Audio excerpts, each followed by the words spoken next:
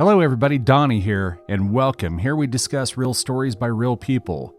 I hope all of you are doing well and fine today. We're going to dive right into this. This is actually the continuation of the previous two stories.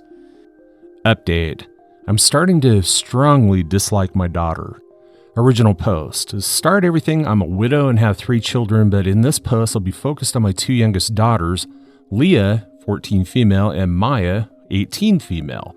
Fake names, of course. For a little background, Leah was raped by 4 men back in December. How this incident occurred was Maya threw a party while I was working the night shift, and 4 of the boys that were in attendance at this party assaulted Leah. It's been devastating to say the least. Leah has lost all of her spark and quit cheer. Plus, on top of that, she opted out of her freshman year by just continuing to do courses online. She doesn't sleep in her room anymore, but with me, and just wears my late husband's hoodies all day, and I feel so helpless as a mother because I don't know how I can help her. She really needs therapy. Throughout the investigation, a lot of things came out regarding Maya's part in this. She did not set up her little sister, however, I feel like she severely neglected her, and all of this could have been avoided if she had just followed my rules. I never approved a party. I left her in charge of watching Leah, and before you guys say, well, you're the mother, it's not her job to watch your kid. But the thing is, it was her job. I pay her really well to look after her sister while I work nights. It's been an agreement that we've had for years.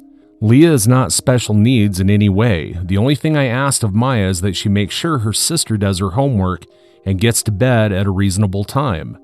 The men that assaulted Leah, Maya invited herself. She knew them personally and knew that they had affiliates to gangs and did not care.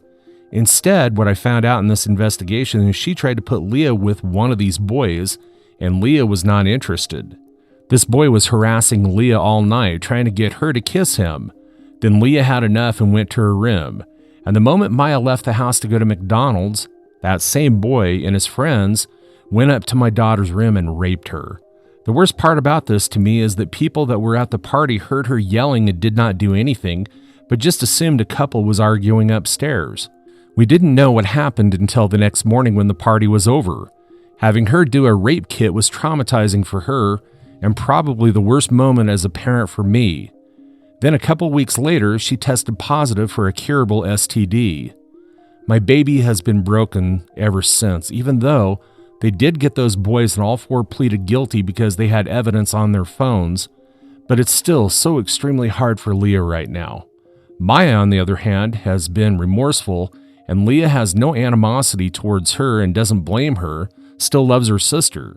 But I don't know why for me I'm so angry at Maya, and I've been really trying to forgive her, but I can't as of now. I can't even look at her without not wanting to lash out. Her prom is next weekend, and I honestly couldn't care less. She tries to have conversations with me, but it's hard for me to show any interest in them. I don't hate my daughter, I still love her, but I just have strong dislike for her right now. I've been reading all self-helps trying to learn how to address this properly. I feel like I can't open up to anyone about this in life. I guess this may be a cry for help as a mother. I suggest that you both go to therapy, is what my recommendation would be. Now for the comments before reading the update. I'm responding to you because you're not the only one that said this, but never did I say it was all Maya's fault. I'm disappointed in her, plain and simple. I raised her better to know right from wrong and for her to not associate with criminals. And she didn't just throw a party. I don't know if you actually read my post, but she effed up 4 times in one night. First was the party. Secondly, trying to put my daughter with someone 4 years older than her. Third, she let this dude harass my daughter all night and she knew that. And lastly, then left her sister in a house with these same men and did not tell her that she was leaving. So quit with this BS that I'm blaming solely her for what happened because I'm not. I'm pissed at her actions that led to what happened to Leah, and I'm also pissed at all the people that were there that heard my daughter and didn't do shit. But it's honestly baffling that what took from this giant post that I'm blaming Maya for everything because I'm not. So where was the punishment for Maya's involvement? It sounds like her only consequence was losing her money-making gig. She got prom and a free ride still. Does she know anything of accountability or consequences? The nonchalance you describe implies otherwise. She's also 18. She is old enough to know better, but it sounds like you've coddled her. Nobody is that clueless that leaving her 14-year-old sister alone in a house with men she knew were sexually interested in her. You're being naive as a parent if you think Maya had no idea. I wouldn't be surprised if later in life or through therapy that Leah realizes all this herself, pulls off the rose-colored glasses and comes to resent her sister for what she did, and you for just ignoring Maya out of anger rather than dealing with it. OP's edits. Thank you all for the feedback. The most repetitive question that I'm seeing is if Maya still watches Leah. The answer is hell no. I don't trust her anymore and it might take years to get it back. I'm on a leave of absence currently. Also, Leah is not in therapy as of right now. She expressed to me that she's not ready for that. I think after the sentencing, she might be open to it. Maya is also in therapy but skips a lot of appointments, and I'm in therapy too, and it's been helping me remain calm throughout this situation and not want to lash out at Maya. But the number one advice that I'm seeing and here that I'm strongly considering is sending Maya to my parents' house for a while and get some space from her. Sorry, quick second edit. For the ones asking if Maya is in a gang, to my knowledge, she isn't. The most I have ever caught doing was smoking some pot and vaping. I also don't want to think that Maya would ever intentionally set up her sister to be brutally assaulted.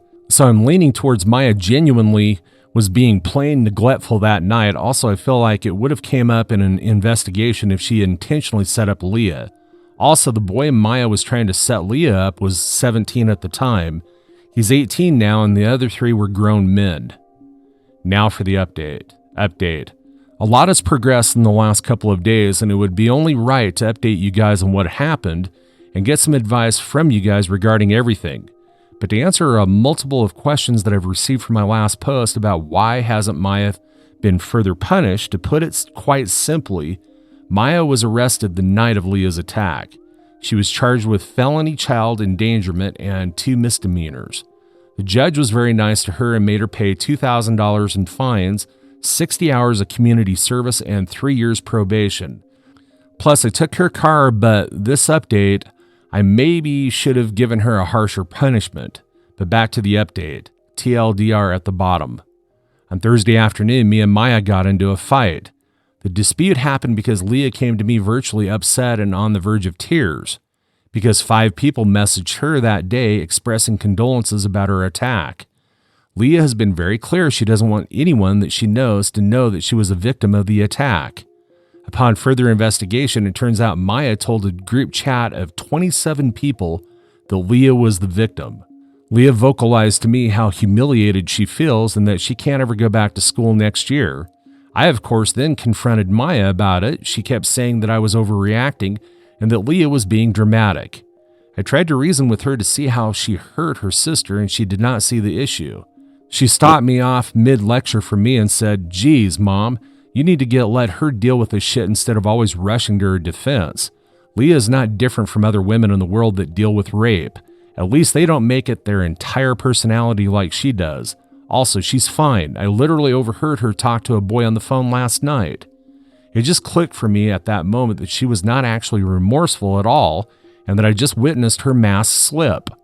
I just responded with, "Pack your shit up," and that she will be staying with her parents until I allow her back.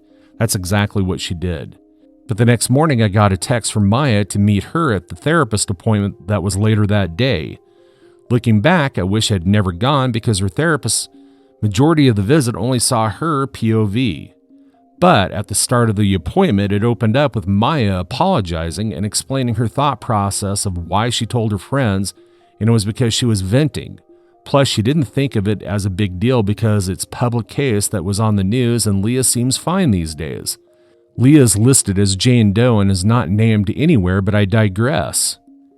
We then get into the nitty-gritty of it all. Maya then tells me in front of the therapist that she feels emotionally neglected by me and that I never seemed to care about her trauma when it came to the situation, which is for her is having to stay in jail for a weekend and losing one of her friends, which is one of Leah's literal rapists. I wish I could say that I'm joking, but I'm dead serious. We were talking about that for the first 30 minutes. Her therapist was guilt-tripping me for not being there emotionally for Maya and that I should try to see as her mom since their father is no longer with us. But call me an awful parent, but I don't want to be emotionally there for Maya if it involves me having to help her mourn the friendship of the person that ruined her sister's life. The therapist was the one especially since she kept referring to what happened to Leah as an accident or that Leah seems happier these days because that's what Maya has been telling her, when Leah is quite literally high off of antidepressants and still scores extremely low on the mental health evaluation. But I finally just had an outburst. Feel free to skip over the next paragraph because there is a massive trigger warning. I get very graphic here, but I'm just reiterating what I said. What I said to both Maya and her therapist was, I think it's kind of disgusting that the two of you are refusing to acknowledge Leah's trauma in this and keep referring to it as an accident. You spent a weekend in jail while your sister was in the hospital suffering from something your friend did to her. Ironically enough, if you ever listened to Leah, she has said that your friend was the most violent towards her during the attack and was the catalyst for the majority of the injuries she sustained, including strangling her. So for you guys to sit here and berate me for not caring that you lost your friend because of something terrible your friend did to your sister is absolutely disgusting. My biggest regret right now is helping you obtain a lawyer. I should have let you rot in that cell and let you figure it out yourself. Maya started sobbing in the office at this point and saying it wasn't fair that I blamed her for what happened to Leah. She told me the only thing that she was trying to do was have Leah come out of her shell because she kept hovering next to her at the party. The therapist then interjects and asks Maya how did Leah respond to her when she apologized. Maya, in a defensive manner, says, "Apologize for what? I didn't rape her."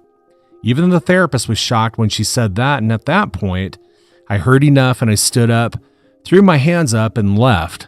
I haven't spoken to Maya since then, and this was Friday afternoon.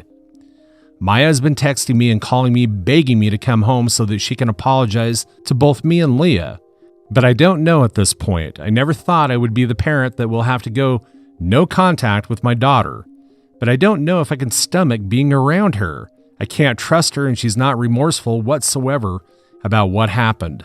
A part of me wants to try to make it work for the sake of Leah because she asked yesterday if she ruined our family, and that broke my heart. Leah loves and looks up to Maya, and I don't think she can comprehend at this time that Maya also failed her. I'm just stuck, or tell me if I'm wrong for not understanding Maya. I'm sorry for the not so happy update. TLDR, Maya got kicked out of the house after she exposed Leah for being a victim in her group chat with friends, and we then went to a therapist appointment together, where it was just a lot of gaslighting and them trying to hold me accountable for not being emotionally there for Maya, which involves me not feeling bad that she lost her friend that was one of Leah's rapists or didn't care enough that she went to jail.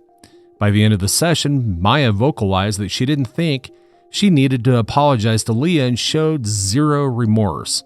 I'm on the verge of going no contact with her. I probably would too. Story 2. Update. I, 29 female, made my stepfather, 50 male, an outsider at my wedding that he paid for. I need to make it up to him, but I don't know how. Plus update. Original post. I ruined the memory of the best day of my life because I was too blind to see what I was doing was hurting one of the most important people in my life. I got married 2 months ago to the love of my life, and he finally opened my eyes to what I did. He showed me the perspective that I didn't understand. When I was 5, my father left us, just disappeared without a trace. He and my mom were already separated by that point, but he was still living with us. 3 years later, my mom started dating Rob. He was quite a bit younger than she was. I believe she was 34 and he was 26. Today, he's very wealthy. He wasn't when he met my mom, and he treats my mother like a queen. Whenever she is around him, she looks like the happiest person in the world. My younger sister looks a lot like me and Mom, but her personality is for sure a reflection of her dad, always telling jokes and being just a nice person all around, while me and my mom are more serious and cold. As I got older, Rob became more present in my life. He got married to my mom and she got pregnant. but it was still pretty weird seeing him as a father figure, mostly because people would assume he was my brother all the time. When I was in high school, I was dating this boy and he broke up with me at my friend's house. My mom was on the night shift and I had to ask Rob to pick me up. When he did, he comforted me, took me to get ice cream, and when we got home, he told me something like this, without knowing what happened. Whoever made you sad doesn't understand that you are the best girl in the world and it's their loss. Don't beat yourself up because other people are too stupid to see it.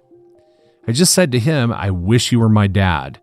He smiled and said that he wished that too. And he could be if I wanted to. We left it at that. I never called him dad, but from that point forward, I saw him as a father and I think he knows it. I finally reconnected with my biological father about a year ago. It happened because I got engaged. When I came to my mom's house one day, he was there and I couldn't even recognize him. He was way thinner than he was when I was a kid. He struggled for years with depression and substance abuse. My mom and Rob actually helped him get clean and they even paid for a stay at a great rehab center. They decided that it was time for me to finally meet him again. I don't want to explore much on how this was, but all I have to say is that I'm glad to have him back in my life, and I'm glad for being able to help him heal. He suffered a lot and he lost a lot, but now he's at least trying. Rob and my mother paid for everything at my wedding and everything was amazing. The church was beautiful. My husband looked amazing. The one mistake I made, I chose my biological father over Rob. I chose the man that did abandon me for over 20 years over the one that took me in as his own and gave me everything he could when he didn't have to. I chose the man that broke my mother's heart over the one that saved her. I don't know why I did that, what I did. Looking back on it, I feel so effing stupid. My dad didn't deserve to walk me down the aisle. My dad didn't deserve to be in all my pictures with my mom and my husband's parents. It should have been Rob. I don't know. I think I was compensating for the time lost with my dad. Everything was still so fresh with him. I was helping him out. He talked to me every day. I felt like he deserved to be back in my life. When we were deciding who would give speeches, we had to cut some because it was just too many, and me and my husband didn't really like the idea of hearing speeches for an hour and a half. So we decided for 5 people each. When I gave the list to my husband, he even asked, "No Rob?" And I said, "Yeah, my mom is already doing one." The others I chose were 2 of my bridesmaids, my mom and my sister. She really pushed for it, and again, my dad. My husband said that I should reconsider. He even thought of giving up one of his to put Rob in. I said it was fine, he didn't need to do that. My whole thinking when doing this was that Rob has my sister. He will have his moment. This was the only chance my dad had. But I went too far. I completely cut him out of the party, basically. If you look at the photos, it doesn't even look like he went. My mom looks like she is faking a smile in half of the pictures. I don't even have a single picture with him. He only appears in group pictures and some with my husband. I only realized all this when I texted Rob 2 days ago, asking him about a gift and giving my husband for his birthday. He answered, then asked about my car that is with a mechanic friend of his. He answered, and then I asked him something about my insurance. He did not answer. A little over an hour later, my mom called me. She just said, "Do you have no shame? Do you not understand what you did?" I just listened, and she told me not to talk to Rob for now. I was just so effing confused. I got home and told my husband, and he just said that he knows what she's referencing, but he will talk to her first. Later, he showed me the wedding photos. He went step by step on everything that I have listed here. He talked calmly and broke it down for me. By the end, I was crying so much that I had a headache. What an inconsiderate idiot I am. He told me that he and my mom didn't tell me anything before the party because Rob asked them not to. He understood that it was important for me, for my father, to be a big part of this day, and when they protested, he said that they should not make me worry about these small things. I don't know what changed from before the party to now. My mom only tells me that he needs a bit of time and that he will talk to me soon. My husband keeps telling me that I made a mistake, but Rob will be understanding and will forgive me. And I know that he will. He 100% has already forgiven me. He probably felt something when I was texting him that day that broke him down. I don't know what I said to trigger him at that moment, but it also doesn't really matter. I did the real damage at the party probably since he appeared to be fine when everything else before it was not fine by any means. I have to make it up to him. I don't know how, but I just do. I guess I'm just writing this here because I'm a little lost. I'm too ashamed to talk about it with anyone else. I know apart from my husband and my mom, she doesn't tell me anything, and my husband keeps insisting that everything will be fine and for me not to worry too much about it. And he is probably right, but I feel like me not worrying about this is just being inconsiderate to Rob again. I have to worry. I just don't know what to do. I'm now at work, and the only thing that I can think about is this. Nothing else matters to me right now. If someone has any idea of how I can make it up to him, I would really appreciate it. Edit. Literally 40 minutes after I uploaded this, my mom texted me saying that Rob wants to speak to me tonight. Now for the update. First, I want to say some things before posting. No, I am not Linda. My biological father is not dying. Got a DM in here asking. My sister is mostly just sad, not really mad at me. Just said that she understood my situation, but it is still really a crappy thing seeing her father taken for granted and sad. My mother is the person most pissed off at me at the moment. She is the only one that still does not talk to me. I mean, she does, but not really. For the people saying that my husband and mother are idiots for not talking to me before, they agree and have told me this. My husband especially. I'm not trying to shift blame here, just saying this for the people that talked about it. I was not going to post anything else on here. Not a fan of being called names or for people to keep saying that Rob should leave her family. Although I'm well aware that I deserve most of everything that was said about me. The comments saying that the apple doesn't fall far from the tree in regards to me and my biological father were the ones that hurt the most, as it is a fear of mine and the reason I don't drink much and don't use any drugs or anything that could be addictive. But seeing how there are other things that could make us more similar, I then realize it's really frightening. The day I posted here, my mom told me that Rob wanted to speak to me and to go to their home after work. I went and waited for Rob to arrive. When he did, my mom left us alone, and he started off by saying that he was really hurt by what I did at the wedding, that he knows he is not my father, and that he would never try to force that on me, but that he at least thought that he had some sort of importance in my life, and seeing me just not give him any importance apart from talking to him when I need help with something made him realize that I do not view him the way that he thought that I did. At this point, I was already crying so much that I couldn't even talk. I waited for him to finish, and when he did, I just basically told what you saw in the post, that I effed up bad and that I was inconsiderate, and that he is one of the most important people in my life, and that what I did was unforgivable. The only reason I'm posting it here is because something during the conversation. He said something about my time at college, and I went, but that was because, and stopped. He asked me, what? Because of what? I just said, nothing. You were right. That was my fault and I should have done better. He was pretty angry at that point, and he started to smile, and we talked about me taking responsibility for my actions. It's something I'm terrible at. It was an issue at my old job. Since then, I've been trying to be better at it, but not very successfully. He asked me what changed, and I told him about the post. Multiple people in the comments said that I don't take responsibility, and yes, they read right through me. I showed it to him and read the post and calmed him down. And no, he did not read the comments, just the ones that I showed it to him. And I would not let him see what some of you were saying about my mom.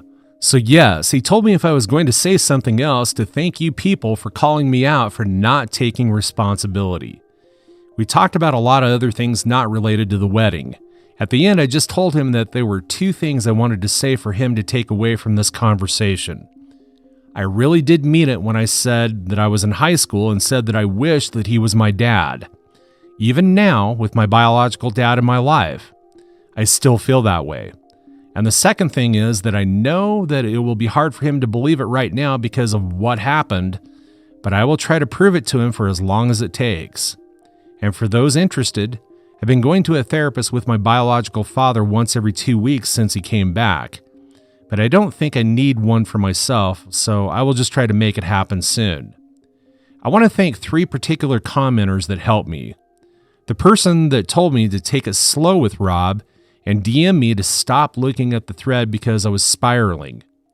The one that said, people F up, sometimes badly, but in a loving and caring family, it's never the end of things as long as you are willing to own your own mistakes. And most importantly, the best comment that was fair and gave me the right advice, you are a spoiled, selfish, childish person. I don't know that Rob will forgive you, but you can't simply wait to see if he does. Write him a letter in which you will fully own up to your awful behavior. Do not say, I wish someone had stopped me. That isn't taking accountability for the way that you treat people. With him and your mom paying for your wedding and your in-laws paying for your house, you need to grow up and reflect very seriously on how you interact with people around you. I guess that post served as the letter in the scenario. Thank you. That was the slap in the face that I needed to realize that I need to do a lot of work to improve myself and that the wedding was not its own thing. It was a reflection of who I am right now, and I don't like what I see when I look in the mirror. Also, Rob more or less told me something similar, just not as aggressive. So this comment made me take his words as not him attacking me, but trying to help me understand my flaws. I'm not sure how I will make up for this. Rob is telling me that over time, just me being how I was before my biological father showed up will be enough for him. I don't doubt him, but it's not enough for me. I will live with what I did for the rest of my life, and I will always remember. The way I am now, I actually need people to call me out for things like this, and it's not fair to them. I will work on it. I have to. I will try my hardest to not ever hurt anyone that I love this way again. Thankfully now I have someone in my husband to help me do that and call me out if needed. Thank you. That's all for today. If you're enjoying this story, please like the video and share your thoughts in the comments section down below. Thank you.